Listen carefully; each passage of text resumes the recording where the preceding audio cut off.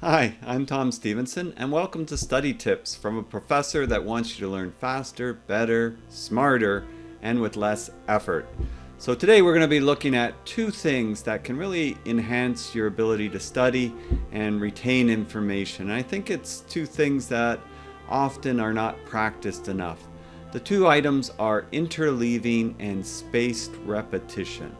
You'll find that these two things can really sort of catapult you to a different level in your study habits.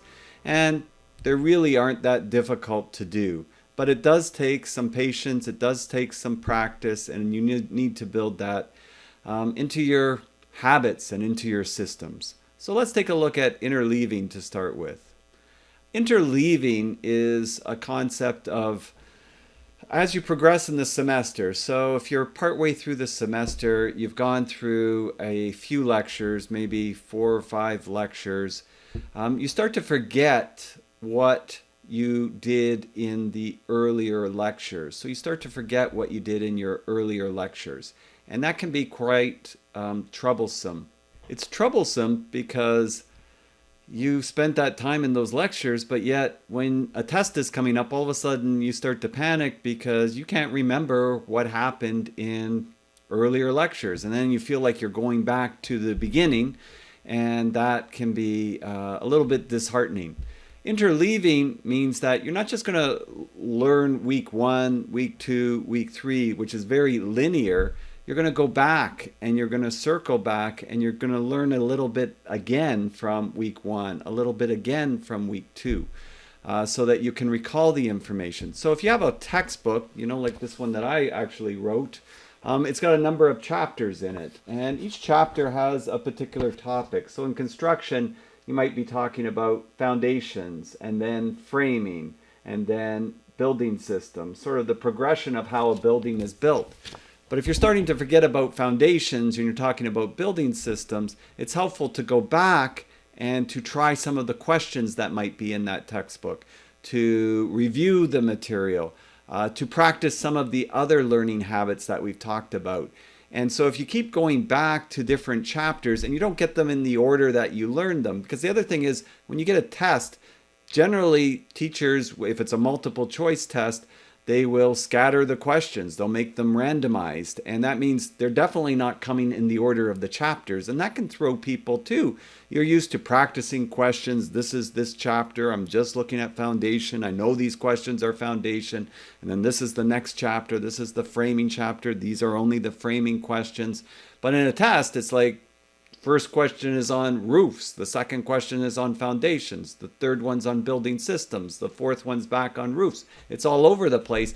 You feel a little bit discombobulated as you're trying to do the test, and that maybe can trigger a little bit of anxiety. But if you're used to kind of jumping around and looking at the different chapters and reviewing them, then that makes it a lot easier. It also helps you to pull the different concepts together because you're switching ideas when you're studying, and it's starting to frame, oh, okay, so now I can start to see how this house is a system and how the different components fit together. And it may make you ponder certain ideas and think about certain concepts and how they actually go together.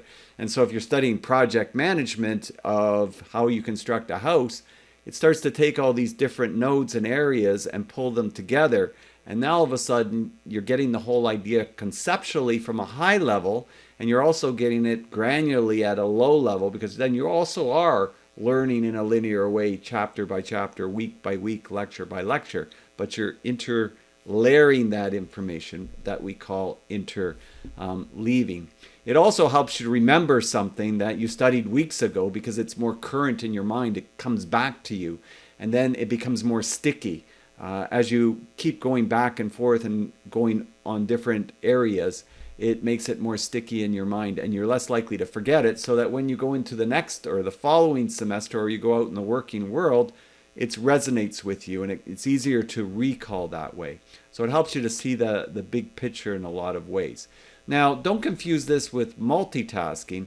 Multitasking is you're going for very short times and you're jumping around. Interleaving, that means that maybe I'm going to spend a half an hour tonight and I'm going to go back on chapter 1 and go through it very solidly for a half an hour.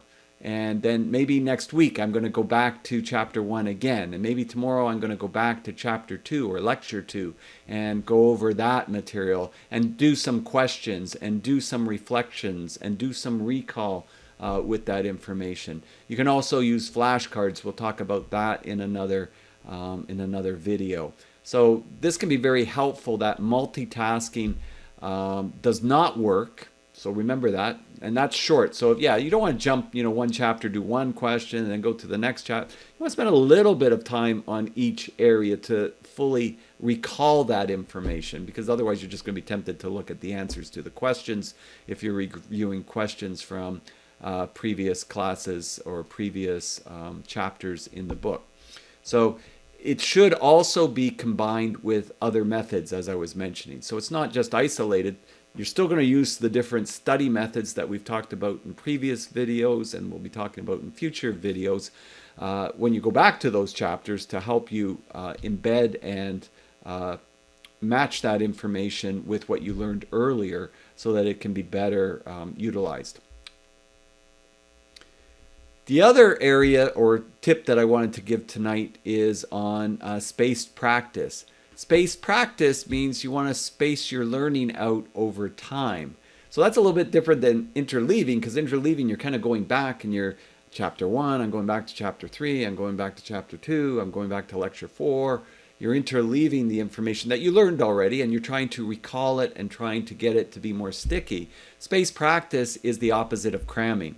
Spaced practice means you're setting up good habits that you have certain time blocks set that you study in. And it's understood that having smaller blocks of time over a long period of time is much better than having one giant block of time over a short period. So as I use in the example, studying 1 hour per night for 7 days will give you much better payback than 8 hours straight. 8 hours straight, you're not going to be able to focus. Your mind's going to be wandering. It's too long a time period. You're going to get tired. You're not going to be able to recall the information because it's not really, you're not making it sticky.